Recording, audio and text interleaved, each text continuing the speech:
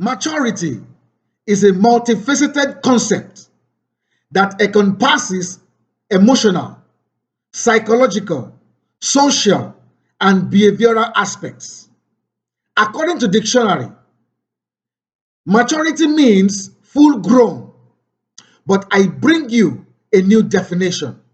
My name is Dari Drojaye. Welcome to this YouTube channel. We are going to be discussing only the mature. Train your faculties. Now, in the beginning, when God created the heavens and the earth, in all God created, when he created the firmaments, when he created the vegetations, when he created the plants and animals, God said it was good. For everything he created, God said they were good. But how did evil creep in into nature? How did evil creep in into creation? Evil crept into creation when the serpent had a conversation with Eve. And when Adam and Eve sinned against God, evil was finally established on earth. Now, the Bible records it that the serpent was more subtle than every other animal. To be subtle refers to something being delicate, refined, or difficult to notice. Now, how subtle was the serpent? Let's dissect the conversation between the serpent and Eve. Now, in the first statement of the serpent to Eve, the serpent said to the woman, "Did God say that you shall not eat any of the tree of the garden?" That could be found in Genesis 3:1.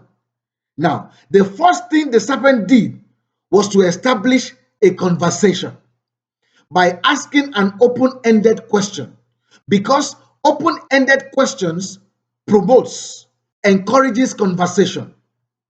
And so Eve said, "We can eat of any of the tree, but there is one we cannot touch. Neither can we even eat of it, lest we die." The response of the serpent to Eve was in three statements. Number one, you shall not die. Number two, your eyes shall be opened. Number three, you shall be like God, knowing good and evil. Now, see, those responses lies in the subtle nature of the serpent, of the devil. Now, did they die? No. Were their eyes opened? Were they blind in the first place? No. You shall be like God, knowing good and evil. Now, this statement was right, because in the scriptures, even the Bible confirms it in Genesis 3:22, that Bible says, "Then the Lord said, the man has become like one of us, knowing good and evil." So in this statement, we need to understand that knowing good and evil is where our answer lies. Knowing is the basic function of the mind, not excluding the brain and the body, but knowing is the basic function of the mind. And so the devil wasn't after their physical appearance. The devil wasn't after anything physical from Eve or Adam. The devil was after their minds. That was his target. But being subtle, he revealed his statements by connoting things that are physical. The death was not physical, but you will think that the death was physical. The opening of the eyes was not physical, but you would think that the opening of the eyes was physical. Knowing, being like God, knowing good and evil was not physical. It was a thing of the mind. And so, the serpent was able to trick Eve to believing the things he was saying because they were difficult to notice. Now, the eye that was open was not the physical eyes, because they were not blind in the first place. Their eyes could see. Their eyes were functional. So we discovered that the devil was after the eyes of their mind. And when the eyes of their mind opened, there was trouble.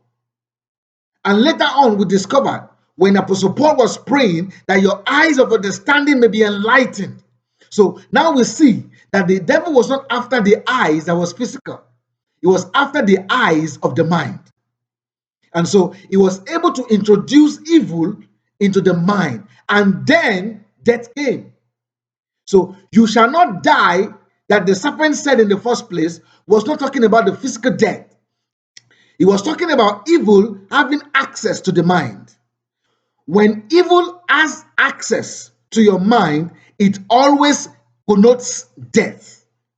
At that time, Eve could not discern the lies in the conversation with the serpent because the serpent was subtle. Now, listen to this.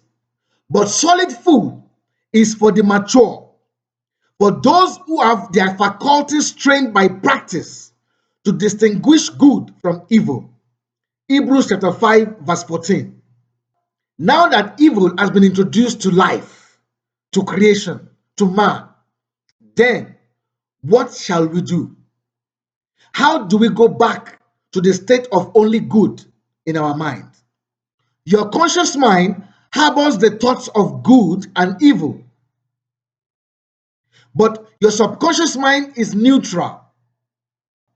Your subconscious mind does not know the difference between what is good and what is evil, but your conscious mind does. Your conscious mind can distinguish what is good from what is evil. But your subconscious mind is neutral. Your subconscious mind only responds to what is repeated. Now, I am not surprised that the subconscious mind only responds to what is repeated because you are a product of repetition. Because repeated cells form your tissues. Repeated tissues form your organs. Repeated organs form your system. And so, the subconscious mind only responds to what is repeated in the conscious mind. When evil dwells so much in your conscious mind and it is retained for a long time, your subconscious mind picks it up as your request and then produces it in your physical experience. This nature of maturity is centered on your conscious mind to be able to practice distinguishing good from evil on a daily basis. Your conscious mind receives these thoughts of good and evil basically through your eyes and your ears. And that is why your eyes and your ears must be shut from distractions. Distractions will only bring evil thoughts to your mind. And when evil thoughts linger for a long time, it is driven into the subconscious mind, and the subconscious mind produces it in your experience. This is the more reason negative emotions should not be found in your conscious mind. Don't even think evil for somebody else, because what you are simply doing is you are killing yourself. How do I mean? When you are thinking evil concerning somebody else, what you are simply doing is you retain this evil in your conscious mind. And when this evil is retained in your conscious mind, your subconscious mind takes it as a request and produces it in your physical experience. You must guide your eyes, you must guide your ears from distractions, and only focus on what is good, what is excellent, what is perfect, what is admirable. Let only what is good be stored, be retained in your conscious mind. That is the best thing you can do for yourself. And that is why the scripture is saying maturity is the ability to train your faculties through practice to distinguish good from evil. My submission to you today is that you must banish every evil thought. You must banish every evil emotion. You must banish every negative emotion from your conscious mind intentionally by practice on a daily basis. As long as you do this, you are helping your subconscious mind to only pick the good aspect of what you are retaining in your mind, and the progress of your life can 10x. So therefore, as long as it depends on you, I want you to come into a state of maturity where you are able to distinguish what is good from what is evil. and banishing what is evil, but retaining what is good in your conscious mind for your subconscious mind to work on.